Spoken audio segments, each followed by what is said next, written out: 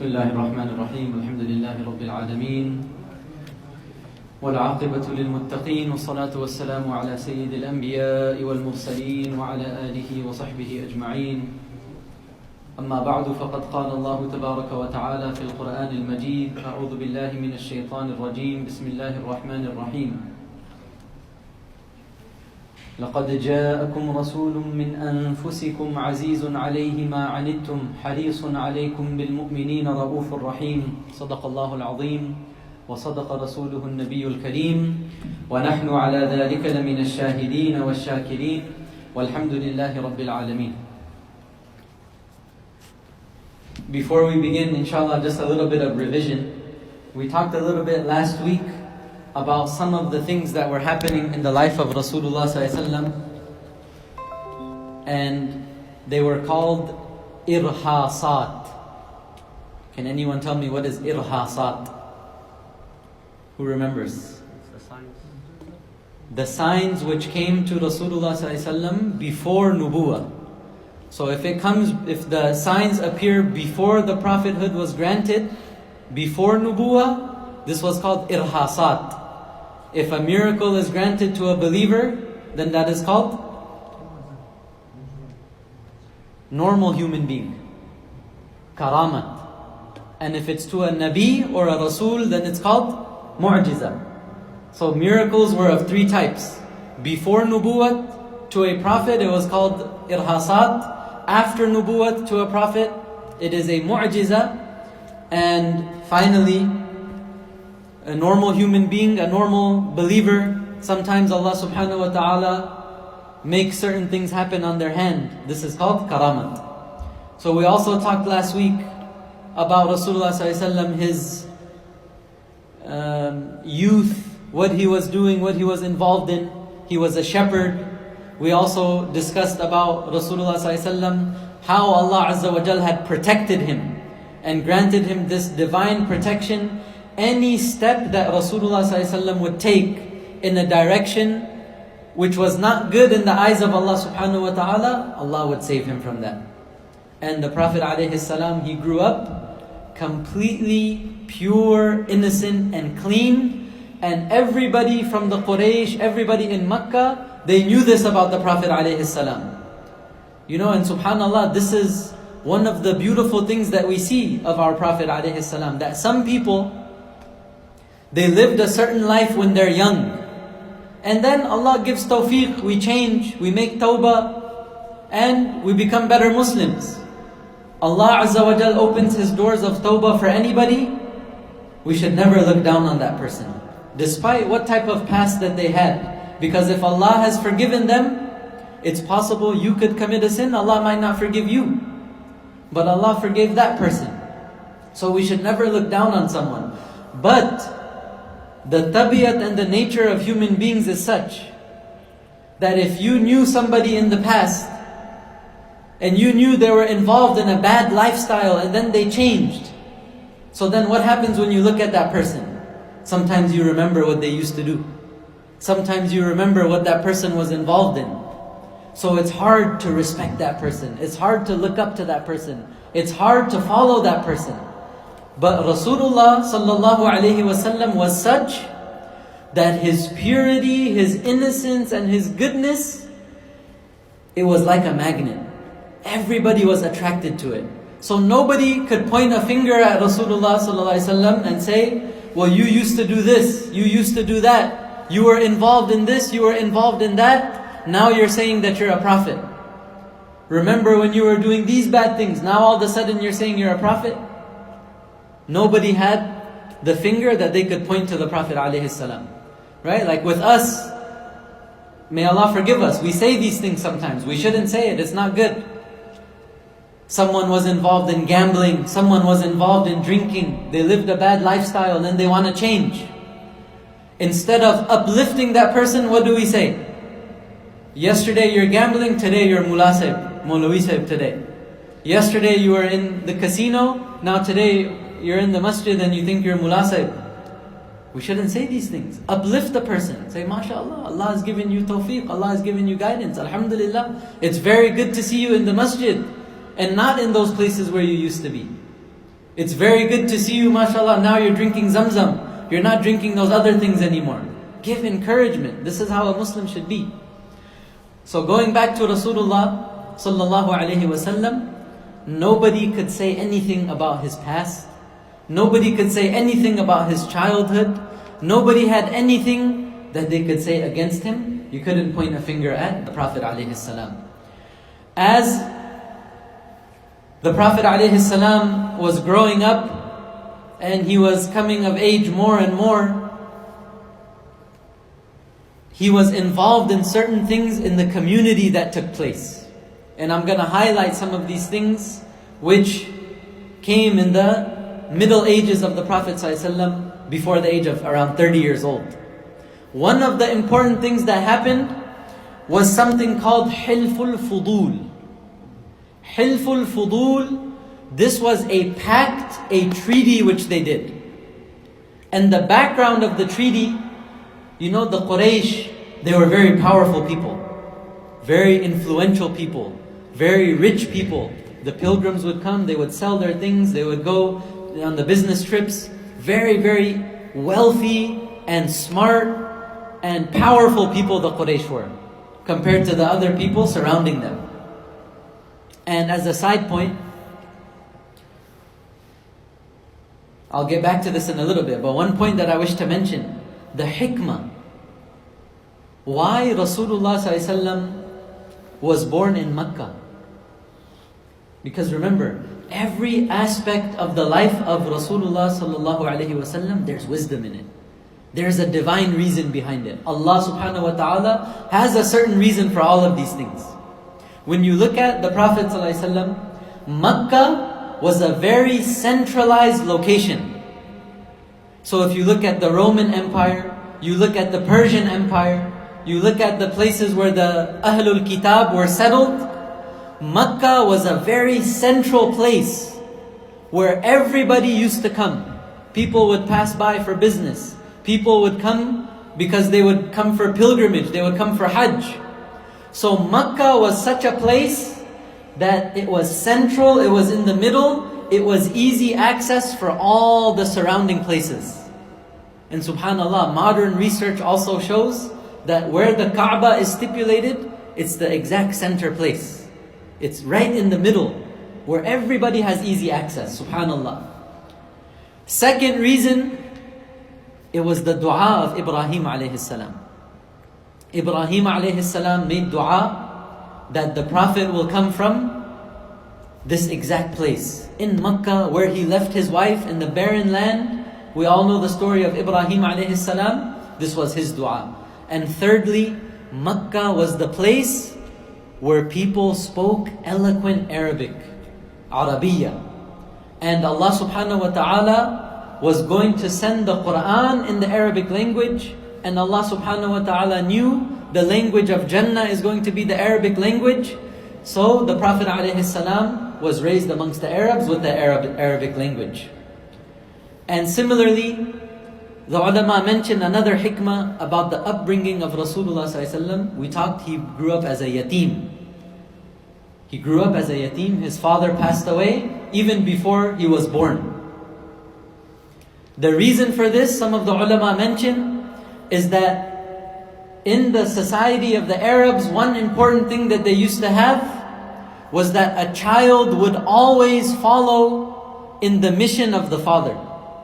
So if the father was a carpenter, the son is going to be the next biggest carpenter of the city. If the father was, blacksmith, whatever occupation he had, whatever was his trade, the son was going to be the next one to fulfill his mission. So, Rasulullah alayhi salam was a yatim, so that people cannot point a finger at him and say, maybe you're just doing this, so you're fulfilling the mission or objective of your father.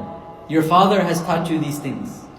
Your father is the one that has influenced you with all of this, and you're just the one passing it on. So the Prophet ﷺ, he had no father. There's no objection that you could have given for him. So going back to what I was talking about, the Hilful Fudul. The Quraysh were very, very powerful. And at times, what would they do? They would take advantage of people. So there was one person, his name was As bin Wa'il. And when these caravans used to come, they would do a lot of trade and business. So one person came, he was selling his goods. He came to As bin Wa'il and he said, "You want to buy some stuff? I came from far away and I have these things, this merchandise. Do you want to buy it from me?" He said, "Yes, I'll buy it from you. But the problem is I don't have anything with me right now. I'm going to pay you later." So he said, "Okay." So this businessman, he gave the merchandise to As bin Wa'il, who was a strong man of the Quraysh. He gave his merchandise and he said, "Tomorrow I'll come and meet you and I'll take the money from you." So the next day comes, As bin Wa'il says, "Sorry, not today." Next day comes, "Sorry, not today." Third day comes, "Sorry, not today." Now this businessman that came from outside, he knew As bin Wa'il he doesn't want to pay me. He's using his power so that he could use me. So eventually what happens? He goes to the leaders of the Quraysh. He says, "You know this As bin Wa'il, he's your friend, he's amongst the leaders of Quraysh. Can you talk to him? He's doing zulm on me, he's oppressing me, he's not giving me my money." Nobody listened to him. Nobody was willing to help him. Because they said, "You know, Quraysh, As bin Wa'il, this is our friend. So we're not going to help you against him." Everyone didn't take it seriously. Until this trader, this businessman, what did he do? He went on top of the mountain and he started reciting the poetry against the Quraysh. And he was saying, "The Quraysh, these are the robbers, these are the thieves, these are the stealers, these are the Arabs that are disgraced, they just stealing people's wealth all the time." And he started reciting this poetry. Once he started reading the poetry, then the Quraysh got scared. "Oh man, we're going to lose our reputation.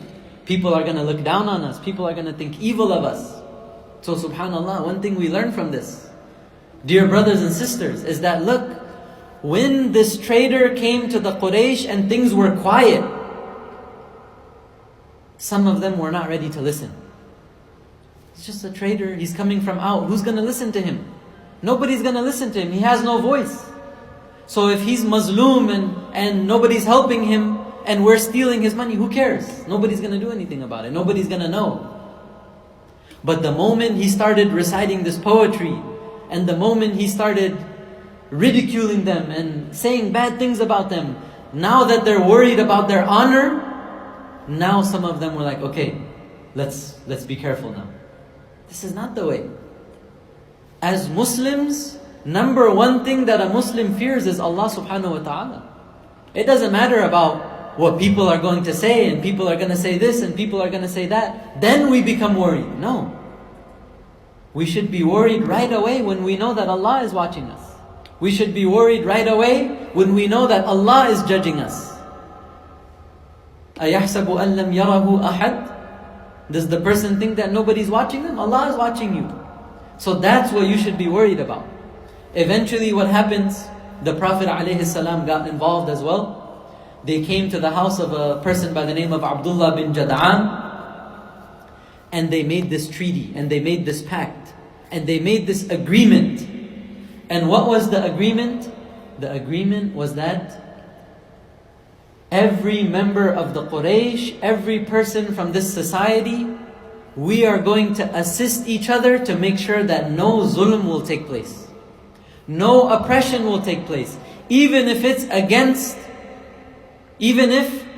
we're helping someone against our own people. If he is a zalim and he's oppressing, we must stop him. So they made this oath, they made this agreement. Eventually they took care of the case of As bin Wa'il. And Rasulullah ﷺ eventually, he said after prophethood, after Islam, he said this agreement that happened in the house of Abdullah bin Jad'an was such a noble agreement. If I could do it again in Islam, I would have done it again as well. So we see that Rasulullah ﷺ, even before nubuwah, even before prophethood, he stood up for justice. He stood up for the haqq and the huquq of those people who are madhloom, those people who are oppressed. This is what the Prophet ﷺ stood up for.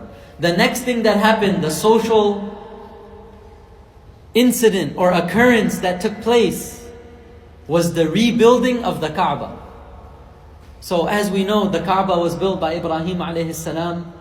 Actually, originally it was built by Adam alayhi salam, and throughout the time and the ages, it was destroyed and it was rebuilt again by Ismail alayhi salam and Ibrahim alayhi salam. And that original building, it started to break because there were floods, there was wind, there was a lot of things that were happening. The walls of the Kaaba were starting to deteriorate. They were afraid the Kaaba is going to break down. And at that time, the walls of the Kaaba were very, very short. There was no ceiling on the Kaaba. The walls were so short that when it would rain excessively, the water would flood and it would go inside of the Kaaba. And of course, that's going to damage even more.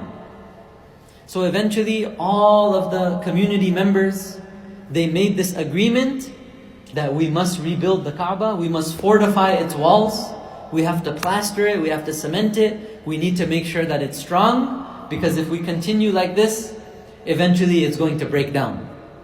And of course, Kaaba was something that was very respected and sacred to them, even in that time. So at this time, Rasulullah ﷺ was 35 years old.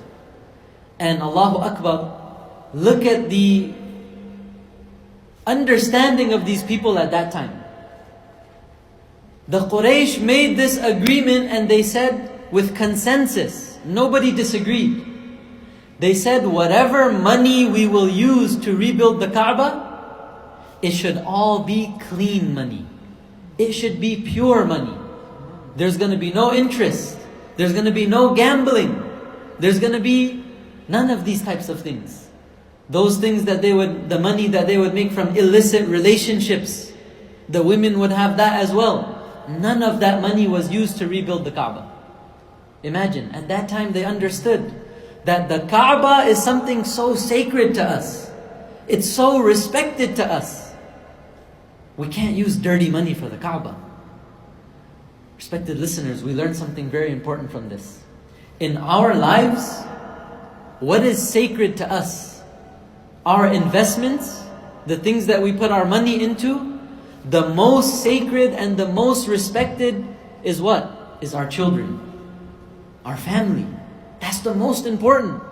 So we have to make sure the family is taken care of and they are sustained with 100% non-doubtful sources.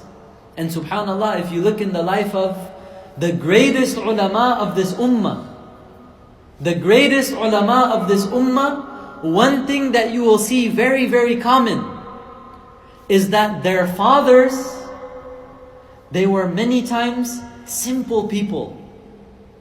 Subhanallah, like Imam Ghazali rahimahullah. Friday nights we're doing Imam Ghazali rahimahullah, his biography. And amazing thing you learn about his father. His father was not a big alim. He was not a big allama and he passed this down to his son. No. Imam Ghazali rahimahullah, his father was just a normal hard-working man. And he's called Ghazali because his father used to do ghazal. He would weave and he would sew these cloths and he would sell them.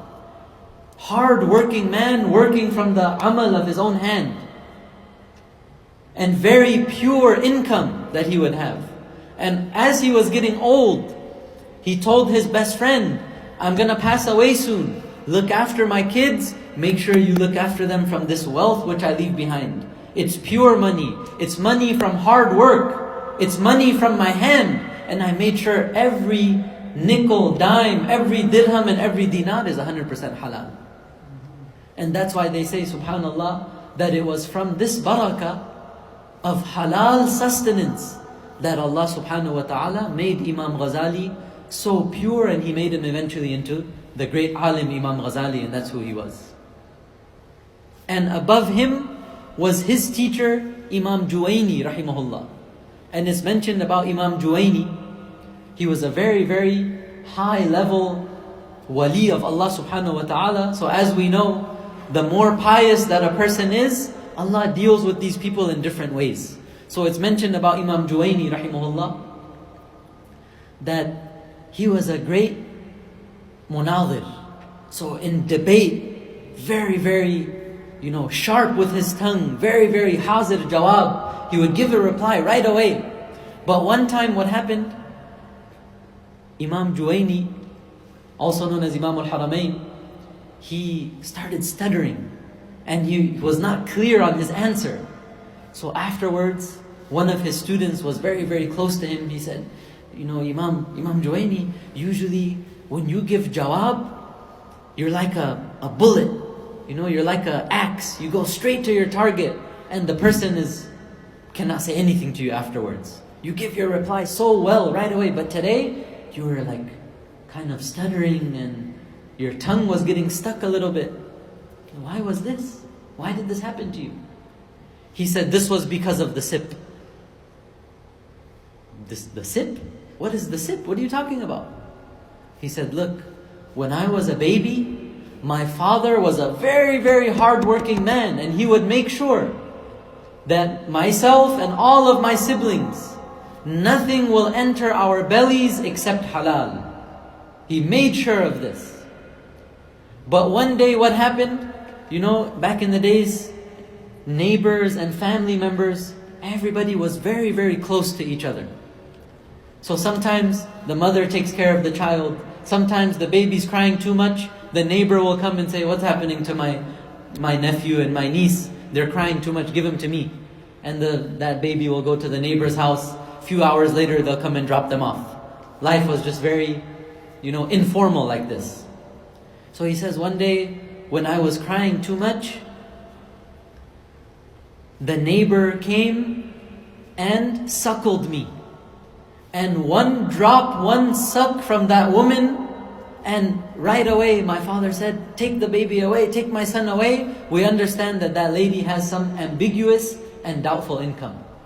He says, from that sip that I took when I was a baby, sometimes my tongue gets stuck as an effect of that. Subhanallah. And like I said, of course he's a baby, right? Some people might be thinking, how come that's happening? He's just a baby. He wasn't responsible for that.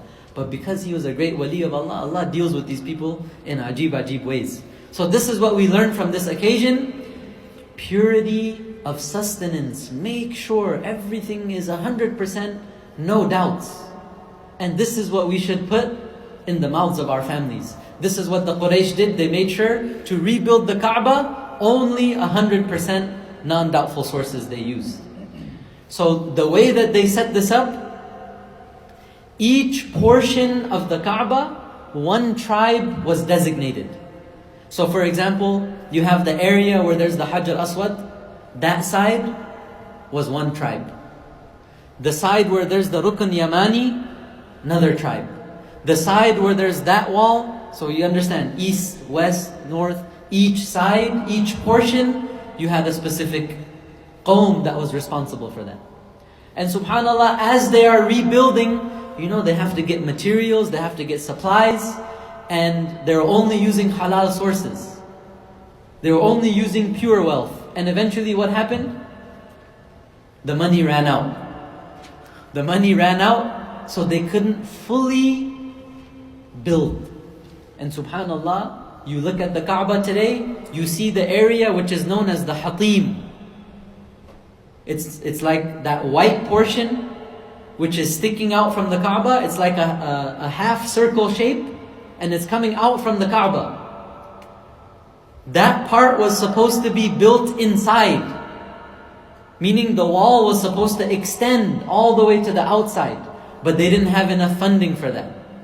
So from that time, as it was left incomplete, it's still left like that today. So if you get a chance, may Allah subhanahu wa ta'ala give us all the chance inshallah.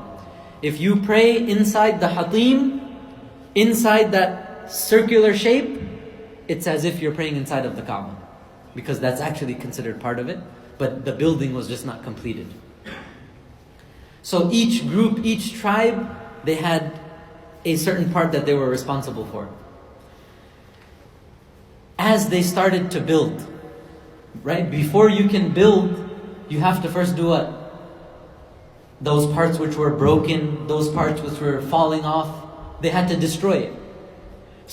So what happened was, each person is looking at the other person. You start. No, you start. Because they're afraid. Remember what happened a few years earlier When Abraha came to try and destroy the Kaaba, what happened? The birds came from the sky. Allah subhanahu wa ta'ala protected the Kaaba. They were all destroyed. The huge elephant was destroyed. All of these people in protection of the Kaaba, Allah destroyed all of them.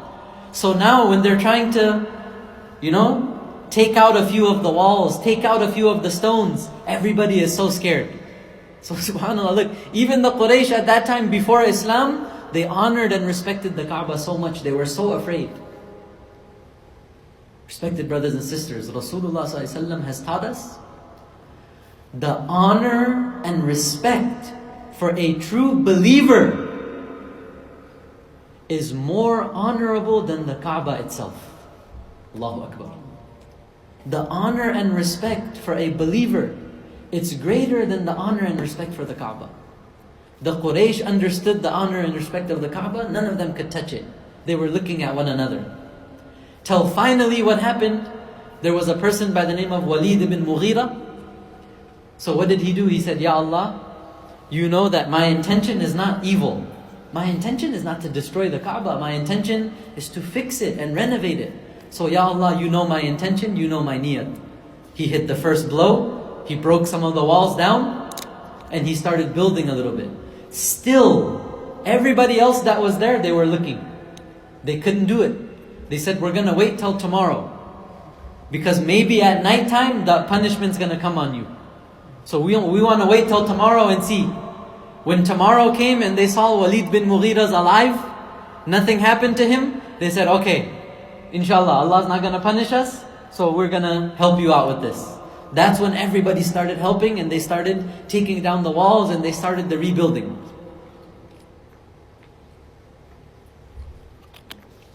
Now eventually what happens? It came time for the Hajar Aswad, the black stone. The black stone, even in that time, was something that was very, very sacred, very, very honorable for every one of them. So now it came time to replace the black stone, to put it back where it belongs, onto the Kaaba. Now one tribe is saying, we're going to do it. The other tribe is saying, no, we want the honor of this, we're going to do it. The third tribe is saying, what are you guys talking about? We're the most noble, we're going to be the ones to do it. And people started talking. People started fighting. Voices started being raised. Swords eventually were unsheathed. Imagine, they were pulling out their swords on each other for who's going to put the black stone. And it wasn't something that took a few moments. Days passed like this. And it was, people were talking and people were excited and what's going to happen? So eventually one of the elders of the Quraysh, he said, look, there's only one way that we're going to figure out this masala. There's only one way we could make hal. There's only one way that we could come to terms. He said, the next person that walks to the Kaaba, he will be the judge. He will be the arbitrator. He will decide what we're going to do and who's going to put the black stone. Do you guys agree with this? So they said, we agree. They're waiting, they're waiting, they're waiting. Guess who's the first person to walk in? Rasulullah sallallahu alayhi wasallam. And Allahu Akbar, when Rasulullah sallallahu alayhi wasallam came, all of the people were happy. Everybody was content and they had itminan.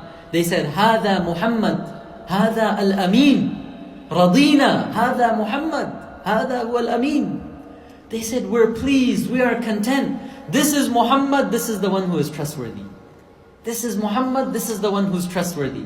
Imagine, at this time he's 35 years old.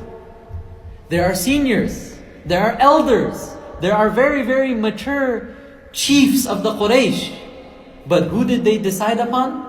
When they saw it's Muhammad alayhi salam, we're happy with this. We're happy. We know this man. He's honest. He's trustworthy. This is the one that we want. And look at the leadership of Rasulullah sallallahu alayhi wasallam. Look at his hikmah. Look at his wisdom. So he could have said what?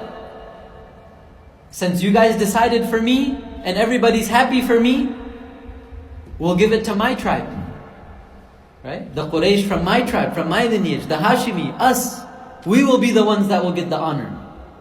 Look at what the Prophet ﷺ, what he did. He said, give me a cloth. Give me a big shawl. He took the shawl, he told each of the chiefs of these different tribes and clans. He said, each one of you grab one corner. Grab a piece from the cloth. So every one of them, they grabbed a piece. Rasulullah sallallahu alaihi wasallam, he put the black stone in the middle of the cloth. He said, now all of you take it to the Kaaba. So now, there's not one tribe that's getting the honor. Every tribe is getting the honor now, because each one of them is holding the shawl. Each one of them is holding the cloth. Look at his leadership and his aql and his wisdom. And eventually, they all took it there, and the Prophet ﷺ, with his own hands, he put the black stone back where it was. Eventually, the Prophet ﷺ, he's growing up amongst the Quraysh, very, very influential, very, very honest, very, very beloved to all of the people.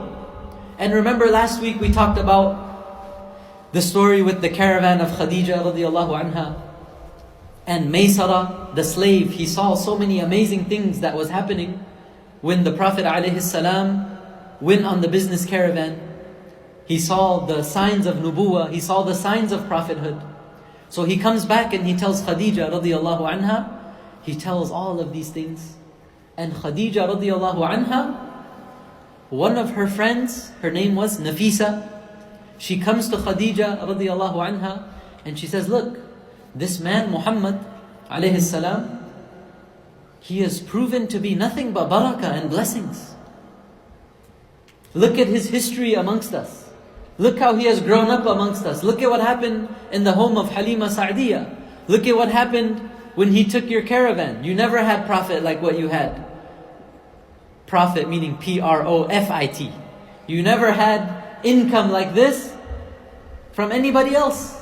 It happened when this blessed man came, and he's so honest. And look at the signs of prophethood are even there. So eventually, what did she do? She started speaking to, she came to Rasulullah ﷺ, and she also informed him, and she said, you know, Khadija, she's a very good woman, and Khadija, she's not married. I think this would be a good thing. The Prophet ﷺ was also thinking about it at that time, when she came and made this proposal, and she gave this suggestion. The Prophet ﷺ, what did he do? He went to his uncles. He went to Hamza radiallahu anhu. He went to Abu Talib radiallahu anhu. And he consulted with them. And he spoke with them. And he made mashwara. So again, what are we seeing from the Prophet ﷺ? His intellect. He didn't just make his decisions on his own. He didn't just jump and say, oh, Khadija, she's a good woman, everything is fine, I'm mature, I'm 40 years old, yeah, I'm going to do it. No, he consulted. Right? Even at that age, even with his aql, even with his hikmah, he said, let me go and consult first with my uncles. Let me see what they say. Let me see their opinion. Let me see what's their ra'i and their mashwara. So they were also in agreement. And eventually, the Prophet ﷺ, he married Khadija radiyallahu ta'ala anha. And the interesting thing is, you know, with Western people and people that are against Islam, they look at the Prophet ﷺ and they say, oh, this was a man, he had multiple wives, so na'udhu billah. They use bad language for the Prophet ﷺ, that he was, na'udhu billah, a womanizer, and that's all he was interested in, was getting women, na'udhu billah. The Prophet ﷺ was 25 years old when he married Khadija. It was his first marriage. Khadija radiallahu anha was 40 years old. It was her third marriage. If the Prophet ﷺ was as they say, why would he marry a 40-year-old woman when he was 25? When he was very good looking? When he was very hard working? When any of the chiefs of the Quraysh would have offered their daughters to him? The Prophet ﷺ was not a man of this dunya. The Prophet ﷺ was a man of the akhirah. And Khadija radiallahu anha, look at her. When she looked at the Prophet ﷺ, before the Prophet ﷺ, the proposal and all of these things happened, there were chiefs from the Quraysh that had proposed to her. Not just one, plenty of them. They had proposed. And who were these people? Powerful, wealthy. Khadija radiallahu anha, she said, no, I'm not interested in marriage. But when she saw from the Prophet ﷺ the innocence, the goodness, the barakah, you could see it in his face. You could see the nubuwah in his face for people who had eyes and people who had good hearts. So when she saw the Prophet ﷺ, she wasn't looking for a man who's just going to give money. She wasn't just looking for a man who has power. She wasn't just looking for a man that people will talk and say, they have this of the dunya and they have that of the dunya. She wasn't interested in that. She was looking for a genuine good man. And she saw that in Rasulullah sallallahu alaihi wasallam. So eventually, the marriage took place. Hamza radiallahu anhu was there. Abu Talib radiallahu anhu was there. And it's mentioned that the khutbah of the nikah was read by Abu Talib from Abu Talib. And what we see from Khadija radiallahu anha, she was the mother of the 4 daughters of the Prophet ﷺ. Right? The 4 daughters of Rasulullah ﷺ, they were all from Khadija radiallahu anha. And 2 sons of the Prophet ﷺ who passed away in infancy, they were also from Khadija radiallahu anha. So there was one by the name of Abdullah, there was one by the name of Al-Qasim. Both of them passed away in infancy. And subhanAllah, look at that. You can imagine the difficulty of losing a child, right? The difficulty, especially if it's an infant, how much the heart is attached to that baby. They lost these children. And that's why the Prophet ﷺ, he is known as Abul Qasim. That's one of his kunya, that's one of his names.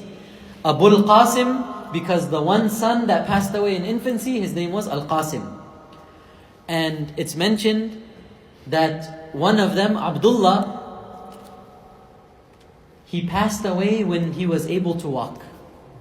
He had reached that age that he was able to walk, and he was still being suckled, he was still being weaned, he was still drinking milk. And subhanAllah, at this time, Khadija radiallahu ta'ala anha, she was extremely saddened. Of course, any mother is going to be very saddened. But one thing she said, if only, I just wish that he could have finished his stage of drinking milk. Being weaned. I wish that this son of ours could have been weaned. And then if Allah subhanahu wa ta'ala took him, then he could have taken him. But if only he could have just been weaned. And Rasulullah sallallahu alaihi wasallam, what did he say to her? He said, "Inna lahu murdi'an fil jannati tastardi'uhu." Don't worry, O Khadija. This son of ours, Allah has prepared a nurse for him in Jannah who will suckle him and wean him. Don't worry, Allah has prepared that in the Akhirah. Allah has prepared that in Jannah.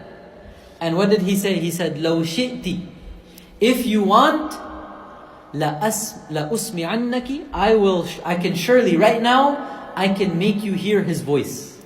I can make you hear him. If you want proof of this nurse who's suckling him in Jannah. And Allahu Akbar, look at the wisdom, the hikmah, the intelligence of Khadija radiallahu anha. If it was us, what would we say? Yeah, I want to hear.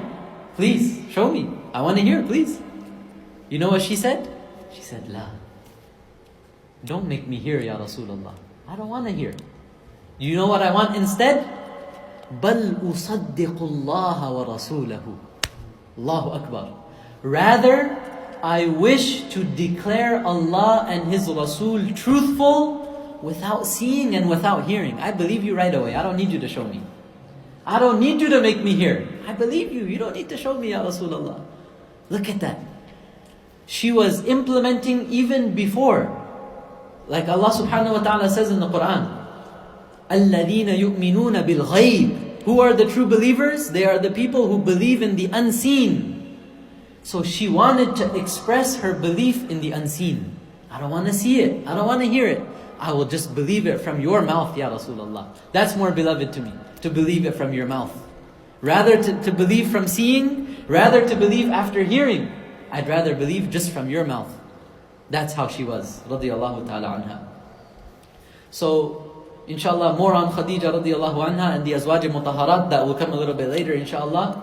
But before prophethood and before nubuwah, what used to happen? the first thing that used to happen from the regular irhasat is that the Prophet ﷺ would get a ru'ya sadiqa.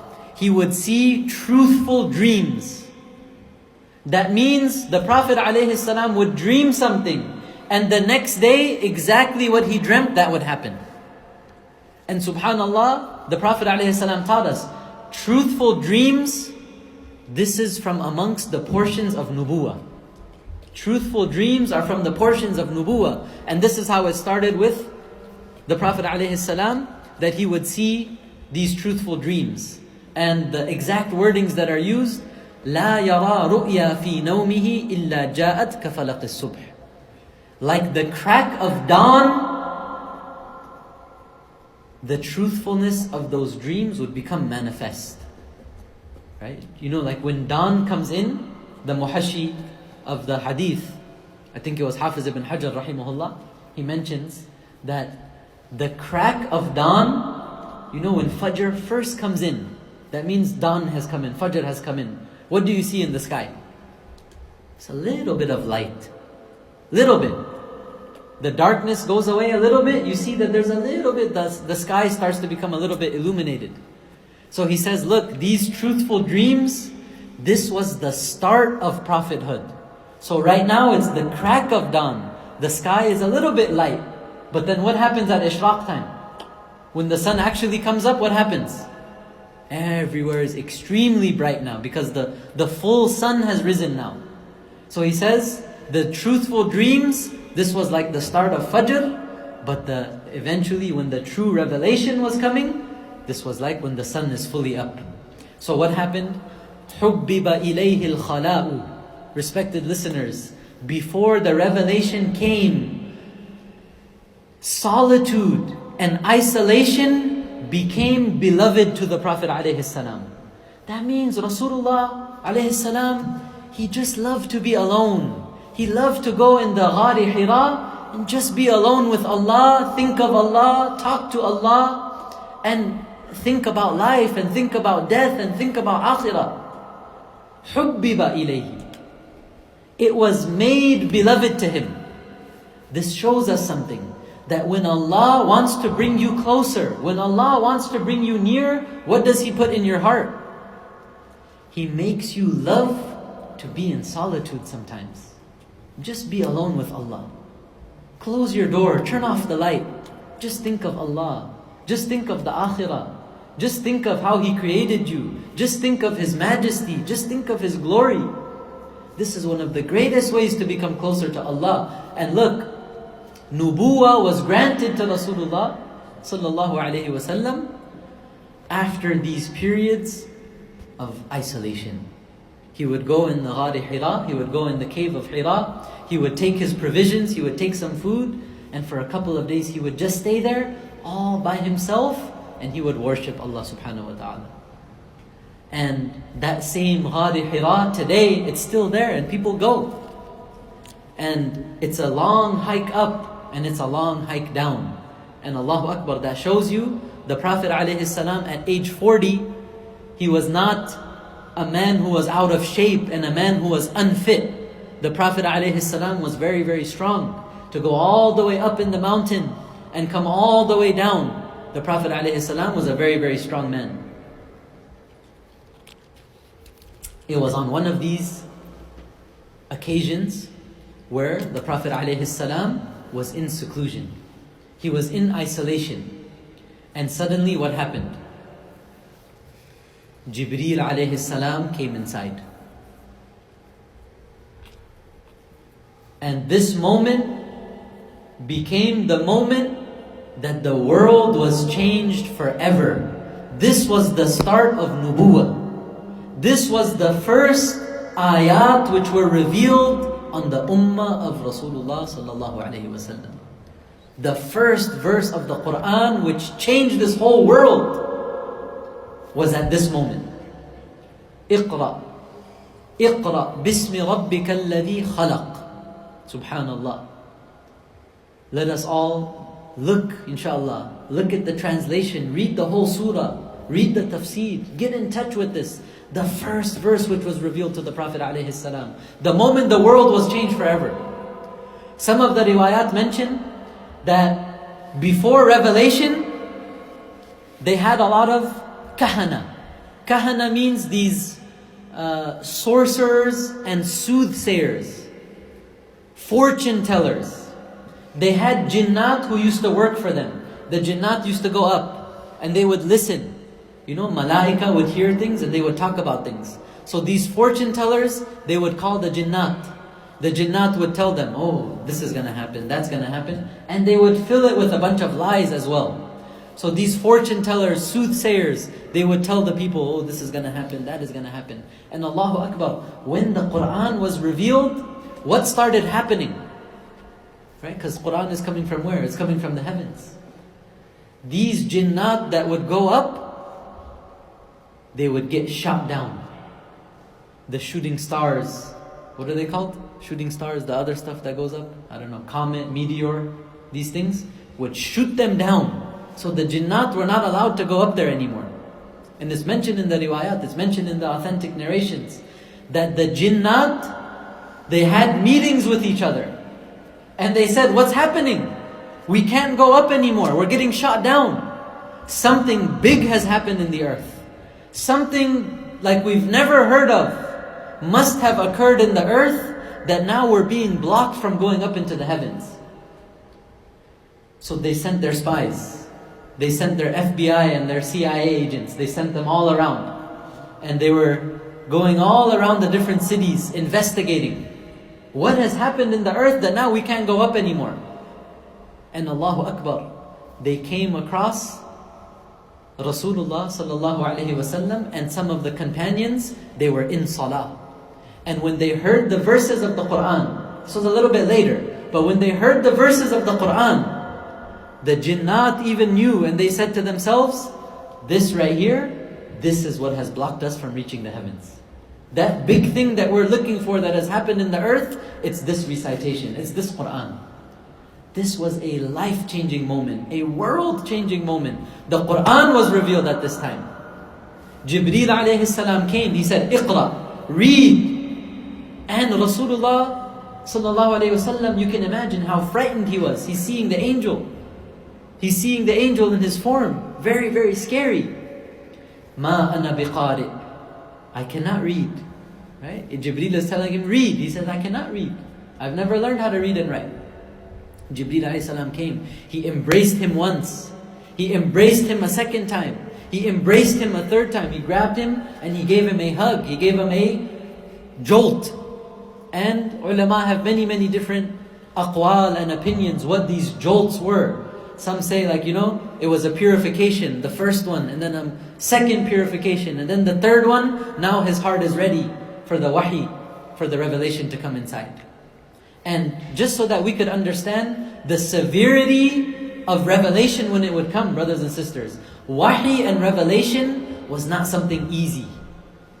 It's not like how we can sit today and you put on Qadi Abdul Basit and you put on nice recitation, and mashallah, you guys here in Muhajireen, you're spoiled by Hafiz Muhibbullah. You listen to his recitation so nicely. Revelation didn't come down easy on the Prophet ﷺ. Zayd bin Thabit radiyallahu anhu, he says, I was sitting close to the Prophet ﷺ when the Quran was revealed. My thigh was touching Rasulullah sallallahu alaihi wasallam. He said, suddenly ayat started being revealed onto him. And he said, my thigh felt like it was going to explode. My thigh felt like it's going to pop any second because of the pressure of revelation. At times, the Prophet ﷺ, when the revelation would come, his forehead would trickle with sweat because it was heavy upon him. So the revelation is coming, and the form of Jibreel ﷺ is very fearful. It puts fear into a person's heart. So the Prophet ﷺ, there was a lot of anxiety. And the verses were revealed. اقرأ باسم ربك الذي خلق. Read in the name of your Lord, the one who has created everything. خلق الإنسان من علق. He has created insan from the clot of blood. اقرأ وربك الأكرم. Read, and your Lord is the most generous and most noble. الذي علم بالقلم. He has taught by means of the pen. عَلَّمَ الْإِنسَانِ مَا لَمْ يَعْلَمْ. He has taught insan that which insan did not know. The verses were revealed. The Prophet ﷺ comes rushing down from the mountain. And you can imagine, his heart is pumping. He's very, very afraid. He's very, very scared. He comes down, and the first thing he does is what? He goes to Khadija radiallahu anha. The first thing he does, he goes to Khadija radiallahu ta'ala anha. This shows us something. That the marriage of the Prophet ﷺ with Khadija teaches us a very valuable lesson, brothers and sisters. Is that husband and wife are there to console each other. They are there to comfort each other. They are there so that they can have confidence in each other. And Khadija radiallahu anha, when the Prophet ﷺ explained what happened, what did she say? كَلَّا وَاللَّهِ لَا يُخْزِيكَ اللَّهُ أَبَدًا. Don't worry. Allah will never disgrace you. إِنَّكَ لَتَصِلُ الرَّحِمِ. You join the family ties. You help the poor people. You help get people onto their feet. You are the person who's most noble amongst the Quraysh. You help all of those who are in your path. Allah is not going to disgrace you. Don't worry, this was not something bad that happened. Allahu Akbar. Look at the mahabbah between them both. He first goes to Khadija for comfort. And what does she do? She replies how? She consoles him. She motivates him. She uplifts him. This is how husband and wife should be. And the moment Khadija radiallahu anha heard these verses, and she believed in the Prophet ﷺ, she became the first Muslim in the ummah of Rasulullah ﷺ. The first Muslim was who? Khadija radiallahu anha. The first student of Quran was who? Khadija radiallahu anha. The first person that the ayat touched their ears after Rasulullah sallallahu alayhi wasallam was who? Khadija radiallahu anha. And look how she believed right away. Right away she believed. And what did she say to the Prophet ﷺ? She said, I have a cousin. His name is Waraqa ibn Nawfal. Who was Waraqa ibn Nawfal? He was a scholar of the Ahlul Kitab. So she said, he has knowledge of the scriptures. Let's go to him and talk. Maybe he can tell us something. When they went to Waraqa ibn Nawfal, right away, what did he say? هَذَا النَّامُوس. This is the namus. Namus means the angel which used to come to Musa alayhi salam. Because he knew from the previous scriptures what was Jibreel, how he would come, what type of verses he would bring, the whole scenarios that would happen. He said, this is that same Jibreel that would come to Musa alayhi salam. And this man, he is the Prophet of Allah. This man, he's the Prophet of Allah. The same Jibreel that came to Musa, this is the same Jibreel that came to him. And then look what he said. He said, I wish that I could be alive. Waraqa was getting old. He said, I wish that I could be alive when your nation fights against you. When your nation expels you and kicks you out from your home. When your nation kicks you out from Makkah, I wish I could be alive to help you. Because I'll be amongst those who will help. So the Prophet ﷺ said, what? People are going to kick me out? أَوَ مُخْرِجِيَهُمْ? Are they going to kick me out? So Waraqa ibn Nawfal explained to him that when the prophets came with these types of messages, they came with these types of revelation, the people would drive them out, the people would fight against them. And subhanallah, Waraqa ibn Nawfal, he passed away eventually. And the next 3 years, the Prophet ﷺ, privately and secretly, not in the open, he would give da'wah. He would explain to people that he's the Prophet of Allah. He would explain to people tawheed. He would explain to people oneness of Allah. He would explain to people that there's akhirah. This was the whole concept in the life of Makkah Mukarramah. Was for people to understand tawheed, for people to understand that there's a akhirah, for people to understand risala, the very, very basics. And inshallah, next week we're going to cover a little bit more about what life was like in Makkah in these initial stages. First 3 years was private. The next years after that was public. What happened? Who came to the Prophet ﷺ? Who believed? What was it like to be a Muslim at that time of Makkah Mukarramah? And then eventually we have the hijrah which took place. Inshallah, we will continue from here next week. May Allah Azza wa Jal grant us all tawfiq. One sunnah before we end off, inshallah, the sunnahs of eating. Respected listeners, the Prophet ﷺ, when he would eat, first and foremost, the Prophet ﷺ, he ate good food. Wholesome, halalan, tayyiban. The Prophet ﷺ only ate that which is pure, wholesome, halal, clean. The Prophet ﷺ would sit down, wash the hands before eating. And his habit was he would eat with other people. He would eat with others, he would eat from his own side, and he would offer and present to those who were around him. Right? Food is a means of barakah, food is a means of mahabbah. Right? And this last thing that I want to end off with, inshallah, is food has always been something that promotes harmony amongst people. Right? Two tribes were fighting with each other. What do you do to make love between them? Invite them for da'wat. Slaughter the camel, slaughter the goat, give them food. MashaAllah, all tensions are cleared. Mahabbah is found from there. And subhanAllah, in our own homes, that mahabbah of eating together is slowly going away. Because what happens? This guy right here. You know, there was a picture, it showed the family is eating. They're all sitting together on one table. So the son is texting the mom who's sitting right here. Excuse me, can you please pass the chicken? They're sitting right here, but they're texting. Can you please pass the chicken? So text comes back. Sure, honey, I'll pass it to you. Pass the thing. All through text message. This is something that is ruining the mahabbah inside of our homes. One person is upstairs, one person is downstairs, one person is there, one person is phone, one person is iPad.